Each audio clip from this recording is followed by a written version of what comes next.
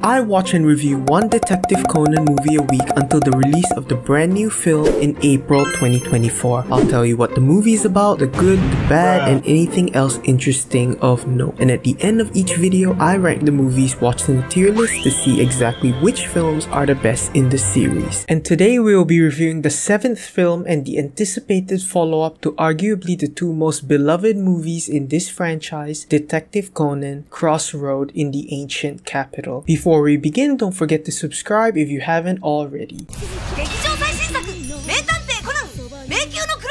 Crossroad in the Ancient Capital premiered in Japanese theaters on April 19, 2003. This is the final Conan film directed by Kenji Kodama with his partner in crime, writer Kazunari Kochi. The film follows Conan and Hattori Heiji, who have to solve a series of murders by a mysterious samurai killer called Benkei. At the same time, Heiji is also trying to figure out who was that mysterious girl he saw and fell in love with when he was a child. I'm not gonna sugarcoat it, this movie was absolute garbage. I'm sorry if you like this film and it's your favorite, but you're just wrong. Not only is it really confusing and convoluted, but all our characters here were really boring. We also had some cool action scenes, but some of them just don't make sense. This is going to be a sort of laundry list of why this movie doesn't work, so buckle up. Before we start, fun fact, this was the first Conan movie to finally transition into using digital animation, and it shows. It looks great, even though some action scenes feel a little tacky and definitely need some work. And that's about all the good things I have to say about this movie. Number 1.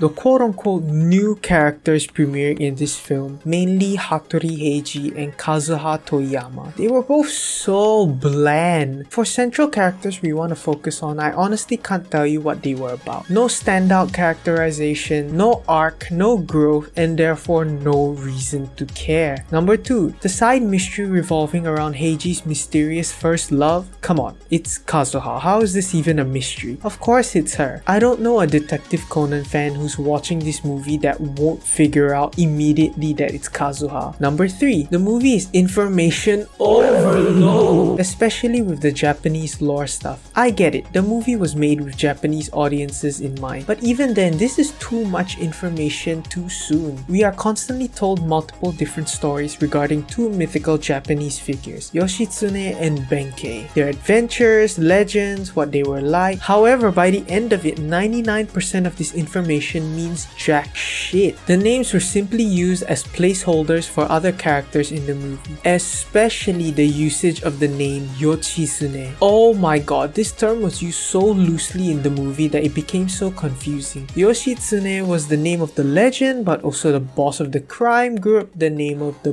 book. Like, come on, what's the point in shoving everything about Yoshitsune and Benkei in my face if most of this information is not gonna matter by the end? Number 5. The Detective Boys. Why are they here? They show up for 2 scenes, both of which do nothing to advance the plot at all. And usually, I love me a good Shinichi and Ran moment, but they feel forced in this one. Number 6. The whole premise of the movie was so stupid. So a crime boss dies and leaves his accomplices a riddle to solve to get some valuable Buddha statue he was hiding from them. The problem is the riddle looks like this. Tell me, does this look like something a crime boss would draw up? It looks like some grade schooler made this as a joke. Number 7. The killer of the movie is a complete idiot. Not only does he give out an important clue to getting him caught, which would have never happened if he just kept his mouth shut, his motives are also so stupid. He wants to become like the legendary Yoshitsune, so he trains really hard, but now that his boss died, he's losing all his space to train. So what does he think to do? Kill all of his other accomplices. Does this sound like an appropriate response to you? Like, bro, just go out in the forest and train, rent a gym, practice at home. Why do you need to kill people for money just to buy this exact dojo? He even kills one of his other accomplices just because he was threatening to sell the statue to some buyer and just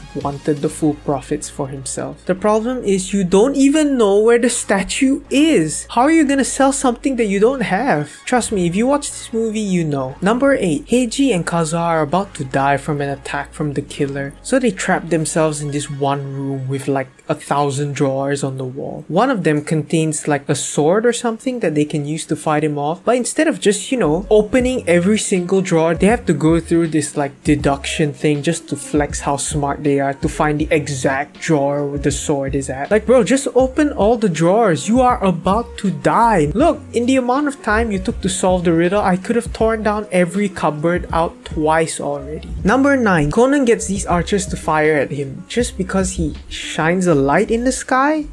Are these people cats? Or are they just dumb? Like, I get it, the action scene is cool and all, but it makes no sense that these people just fire at him like that. Also, by the way, he steps on these arrows with his full body weight and it doesn't break, but that's the least of my worries right now. This movie is just awful, boring, confusing, and just feels like an excuse to show off Kyoto for tourism while tacking on a half-baked Conan plot to accompany it. It's made even worse as it directly follows up 2 really awesome movies too. This, in my opinion, is the worst movie thus far and is going straight in the F tier.